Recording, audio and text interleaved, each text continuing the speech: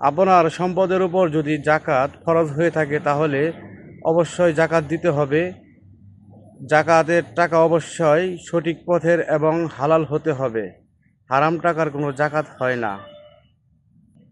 জাকাত দিবেন প্রথমত অবস্থায় আপনার পাড়া প্রতিবেশী বা আত্মীয় স্বজন যারা গরিব আছে তাদের দিবেন। জাকাত টাকা তাদের দিলে অবশ্যই তারা খুশি হবে এবং আপনার জন্য দোয়া করবে। তার সাথে সাথে আল্লাহ তাআলা অনেক খুশি হবে এবং আপনার সম্পদের হেফাজত করবে। যাদের সম্পদের উপর জাকাত ফরজ এখনো হয় নাই তারা যতটুক পারেন সমর্থ মতো দান খয়রাত করবেন। ইনশাল্লাহ ভালো থাকবেন।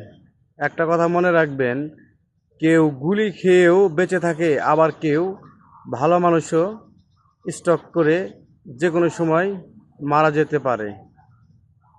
তো আল্লাহ তাআলা সবাইকে ভালো রাখুক, দোয়া করি সবাই যার যার জাকাত দিয়ে যাবেন।